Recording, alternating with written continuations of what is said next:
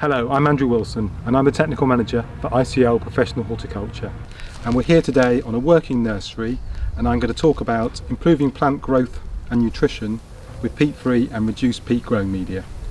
Reduced peat in growing media, it's a big topic, but when changing your growing media it's really important that you understand the new mixes and adapt the nursery processes to make the most of the new media. So looking at the peat alternatives and their properties, the main three products that we use are bark, wood fibre and coir. If we look at the bark first, it's a product of the timber industry. It's matured to reduce the nitrogen fixation, and it's mainly used for structure and adding air to a mix. It's been used for a long time, has a low water holding capacity. It will fix a little bit of nitrogen, but if it's matured properly it'll be fine. Looking at the wood fibre, this is some raw wood fibre, and it's a very low bulk density product, so it's cheap to transport, it's got a high air capacity, and it's a nice uniform product with a low risk of contaminants. But there's low water holding capacity. It potentially could slump slightly if you use too much of it, and there is a potential to nitrogen fixation. Third product here is coir. This has been used an awful lot. You can use it 100% for propagation and things like that, but it's got a low bulk density, it's got a good water retention, good handling characteristics. The product comes from Sri Lanka as a waste product from the cocoa mat industry, so there are some quality variables there, so it does need to be extensively tested before you use it.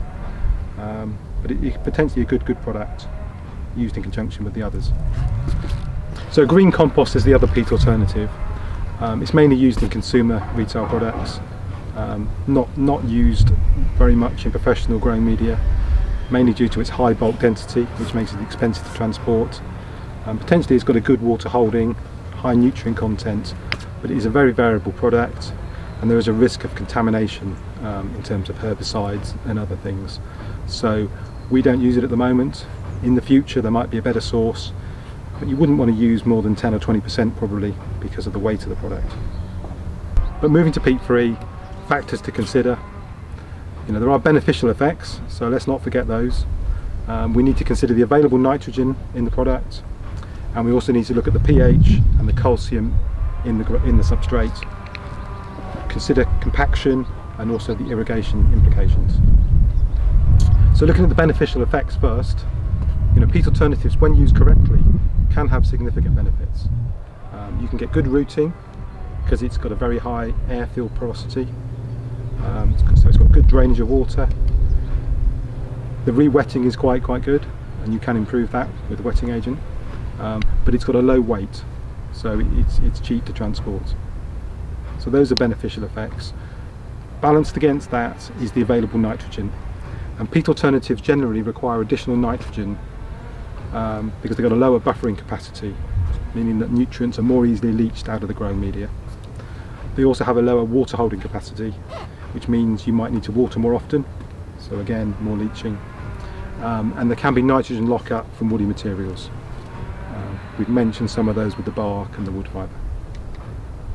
If we look at available nitrogen, we've done some extensive trials over the years looking at the differences, and if you grow a vigorous species like Lonicera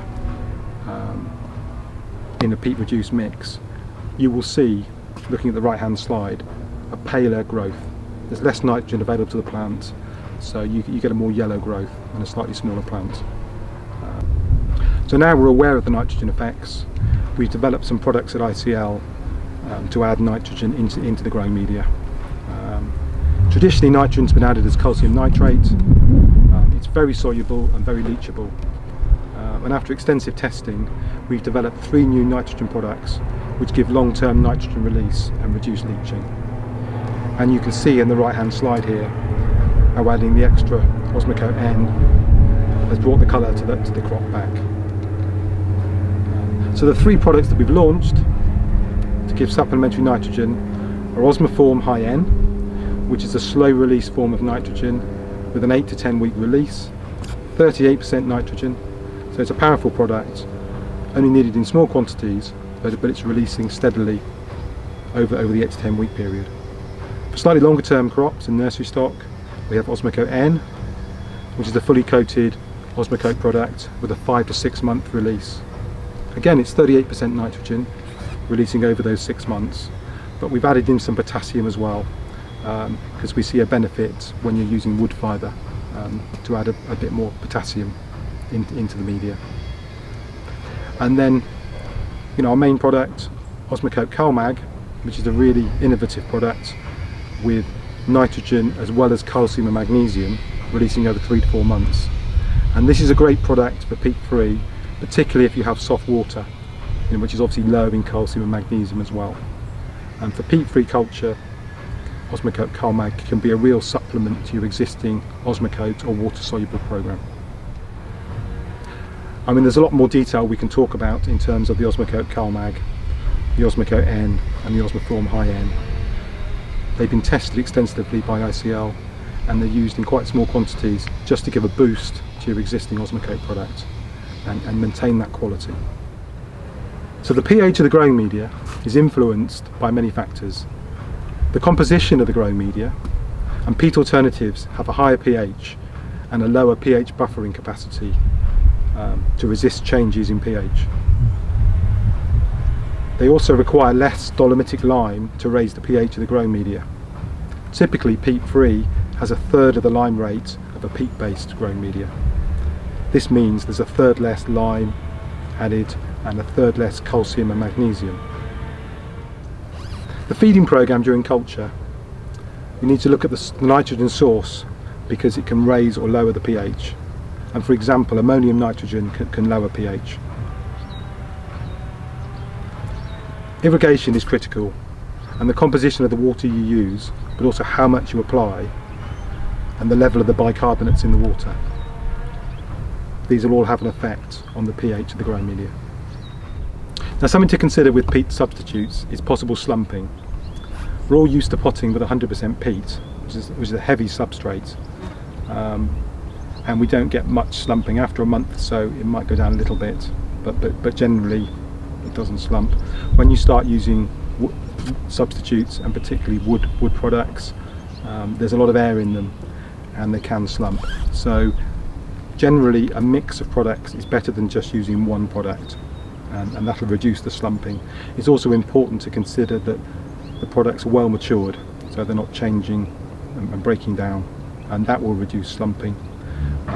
And obviously when they're potted, they want to be firmly potted but not over firm down, else you'll push all the air out of the mix.